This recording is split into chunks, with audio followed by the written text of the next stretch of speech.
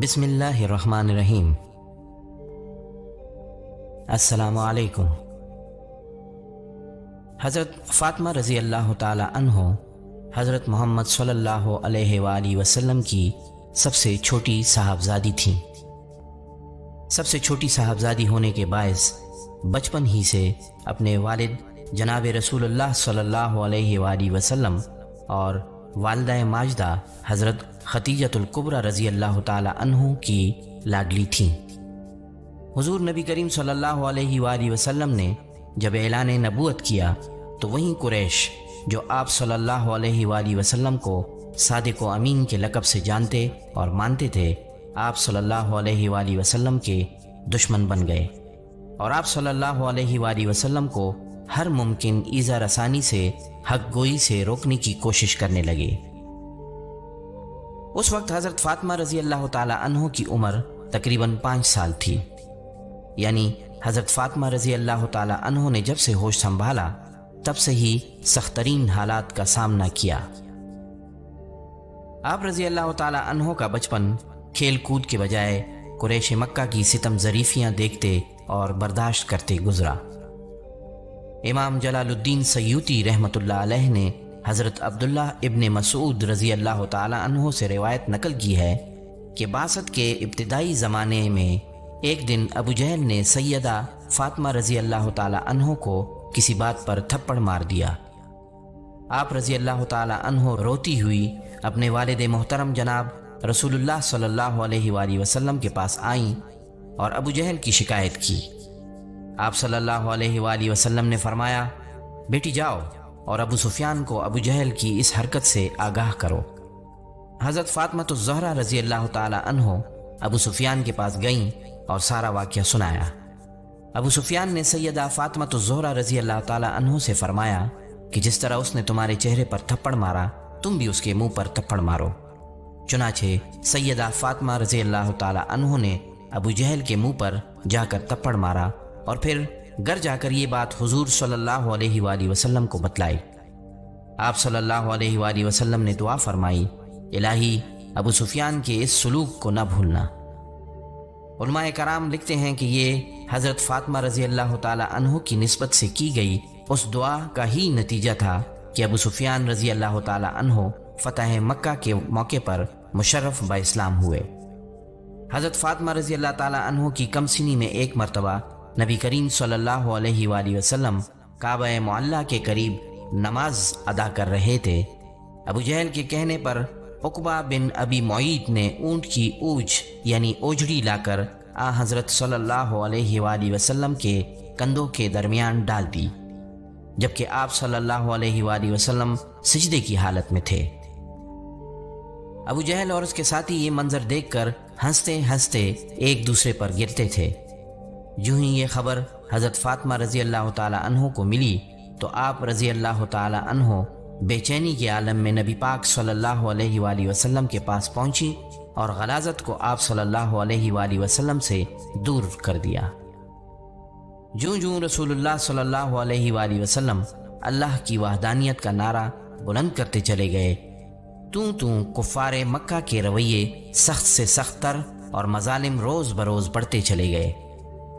یہ فطری عمل ہے کہ بچے ایسے کشیدہ حالت کا گہرا اثر لیتے ہیں، لیکن ان سب حالات کے باوجود سیدہ فاطمہ رضی اللہ تعالی عنہ نے ہمیشہ حضور صلی اللہ علیہ وآلہ وسلم کی ہمت بندھائی، کبھی اپنے والد گرامی جناب رسول اللہ صلی اللہ علیہ وآلہ وسلم سے اس عظیم مشن سے پیچھے ہٹنے کی ضد نہیں کی۔ حضرت فاطمہ رضی اللہ تعالی عنہ بچپن سے ہی نہایت ذہین، فطین اور تنہائی پسند طبیعت کی مالک تھی۔ وقتاً فوقتاً نبی اکرم صلی اللہ علیہ وآلہ وسلم اور حضرت خدیجۃ الکبریٰ رضی اللہ تعالی عنہ سے ایسے سوالات پوچھتی تھیں جن سے آپ رضی اللہ تعالی عنہ کی ذہانت و فطانت اور اللہ کی طرف رغبت کا اظہار ہوتا تھا۔ ایک روز سیدہ فاطمہ الزہرا رضی اللہ تعالی عنہ نے بڑی معصومیت سے اپنی والدہ حضرت خدیجۃ الکبریٰ رضی اللہ تعالی عنہ سے سوال کیا کہ ہم جس خدا کی عبادت کرتے ہیں کیا اسے دیکھ بھی سکتے ہیں؟ یعنی اپنے رب کی معرفت کی جستجو بچپن ہی سے آپ رضی اللہ تعالیٰ عنہ کے رگو پے میں رچی بسی تھی۔ نبی کریم صلی اللہ علیہ وآلہ وسلم وجہ تخلیق کائنات اور اللہ کی محبوب ترین ہستی ہیں، جبکہ نبی پاک صلی اللہ علیہ وآلہ وسلم کی محبوب ترین ہستی حضرت فاطمہ رضی اللہ تعالیٰ عنہ ہیں۔ رسول اللہ صلی اللہ علیہ وآلہ وسلم نے اپنی خوشنودی، رضا اور ناراضگی کو اپنی پیاری بیٹی کی خوشنودی، رضا اور ناراضگی سے مشروط کر دیا اور فرمایا، فاطمہ رضی اللہ تعالیٰ عنہ میرے جسم کا ایک ٹکڑا ہے، جس نے اس کو غضبناک کیا اس نے مجھ کو غضبناک کیا۔ حضرت فاطمہ رضی اللہ تعالیٰ عنہ کی عمر مبارک جب 15 سال کی ہوئی تو آپ رضی اللہ تعالیٰ عنہ کی والدہ ماجدہ حضرت ختیجہ رضی اللہ تعالیٰ عنہ کا انتقال ہو گیا۔ حضور صلی اللہ علیہ وآلہ وسلم نے اپنی شہزادی کی تربیت خالص درویشانہ اور فقیرانہ ماحول میں فرمائی۔ یہی وجہ تھی کہ آپ رضی اللہ تعالیٰ عنہ فقر کی تمام منازل ابتدائی عمر میں ہی طے فرما چکی تھی۔ نبی اکرم صلی اللہ علیہ وآلہ وسلم جو بات ایک مرتبہ آپ رضی اللہ تعالیٰ عنہ کو سکھا دیتے تو آپ رضی اللہ تعالیٰ عنہ اس کو یاد رکھتیں۔ آپ رضی اللہ تعالیٰ عنہ نبی کریم صلی اللہ علیہ وآلہ وسلم کی ایک ایک عادت کو انتہائی غور سے دیکھتی تھیں اور اپنے آئینہ قلب پر منعکس کرتی چلی جاتی تھیں۔ آپ رضی اللہ تعالیٰ عنہ چال ڈھال میں بالکل رسول اللہ صلی اللہ علیہ وآلہ وسلم کے مشابہ تھی۔ حضرت عائشہ صدیقہ رضی اللہ تعالیٰ عنہ روایت فرماتی ہیں، میں نے اٹھنے بیٹھنے اور عبادات و اطوار میں حضرت فاطمہ رضی اللہ تعالیٰ عنہ سے زیادہ کسی کو رسول اللہ صلی اللہ علیہ وآلہ وسلم سے مشابہ نہیں دیکھا۔ حضرت مسروق رضی اللہ تعالیٰ عنہ روایت کرتے ہیں کہ ہم حضور اکرم صلی اللہ علیہ وآلہ وسلم کی ازواج مطہرات آپ صلی اللہ علیہ وآلہ وسلم کے پاس جمع تھیں اور کوئی ایک بھی ہم میں سے غیر حاضر نہ تھیں۔ اتنے میں حضرت فاطمہ رضی اللہ تعالیٰ عنہ وہاں تشریف لائیں تو اللہ کی قسم ان کا چلنا حضور صلی اللہ علیہ وآلہ وسلم کے چلنے سے ذرہ بھر بھی مختلف نہ تھا۔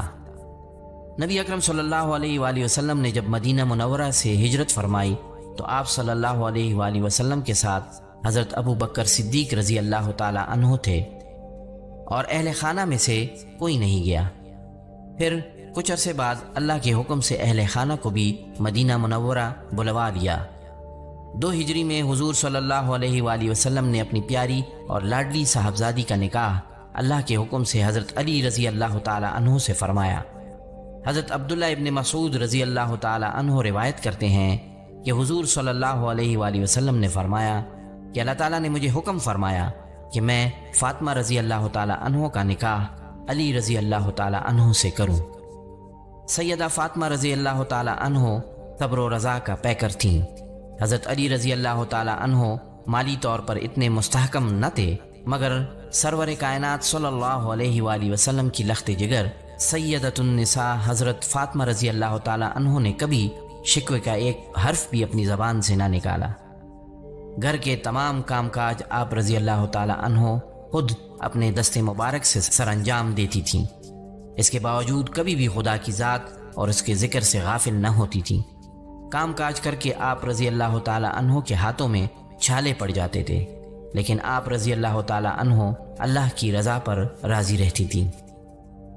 حضرت علی کرم اللہ وجہ کا بیان ہے، میں فاطمہ کو دیکھتا تھا کہ کھانا بھی پکا رہی ہے اور خدا کا ذکر بھی ساتھ ساتھ کرتی جا رہی ہیں، چکی بھی پیس رہی ہیں اور لبوں پر آیت قرآنی کا ورد بھی جاری ہے۔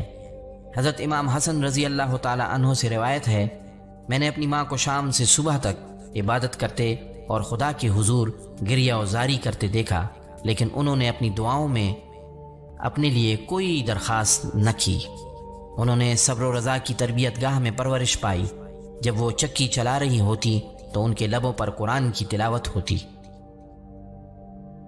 ابن عباس رضی اللہ تعالی عنہ حضور صلی اللہ علیہ وآلہ وسلم سے روایت کرتے ہیں کہ 4 خواتین اپنے زمانے کی دنیا کی سردار ہیں: مریم علیہ السلام بنت عمران، آسیہ علیہ السلام بنت مزاحم زوجہ فرعون، خدیجہ رضی اللہ تعالی عنہ بنت خولید، فاطمہ رضی اللہ تعالی عنہ بنت محمد صلی اللہ علیہ وآلہ وسلم، اور ان سب میں سب سے زیادہ افضل حضرت فاطمہ رضی اللہ تعالی عنہ ہیں۔